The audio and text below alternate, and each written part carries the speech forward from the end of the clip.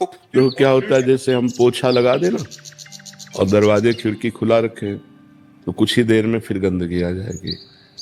सत्संग पोछा है, साधु संग जैसे कि तो सुमिरन नाम पवित्र अति दरस परस अघनास, दर्शन मात्र से, वाणी के श्रवण मात्र से हमारा हृदय पवित्र होता है, हमें ऊर्जा प्राप्त होती है आध्यात्मिक, हमें परमाणु प्राप्त होते हैं भागवतिक।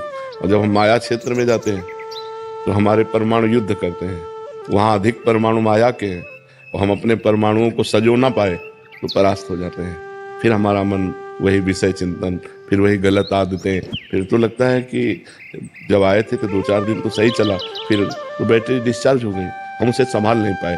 यदि हम बराबर नाम जप करें और गलत आचरण ना होने पाए तो हम वहाँ भी इसी परमाणु को सुरक्षित रखकर लंबे समय तक चला सकते हैं। इसीलिए हम कहते हैं जो शिष्य बनते हैं कि महीना 2 महीना में आ जाया करो, मिल जाया करो। उसमें जैसे मोबाइल की बैटरी डिस्चार्ज हुई तो फिर हम चार्ज करते हैं, नहीं तो ऐसे ही बैटरी है डिस्चार्ज हो जाती है।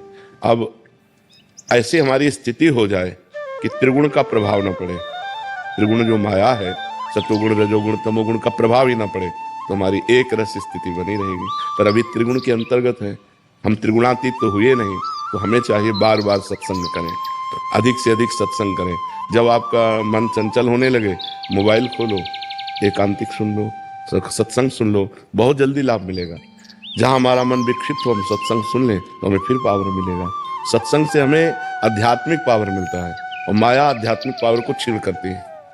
उसको जैसे आपने सुना कि गलत आचरण नहीं करना चाहिए, अब आपके दिमाग में आया गलत आचरण नहीं करना चाहिए, और जब हम माया में पहुंचे यार सब चलता है, वो उस बात को एकदम दबा दिया और अपना प्रभाव बढ़ा लिया।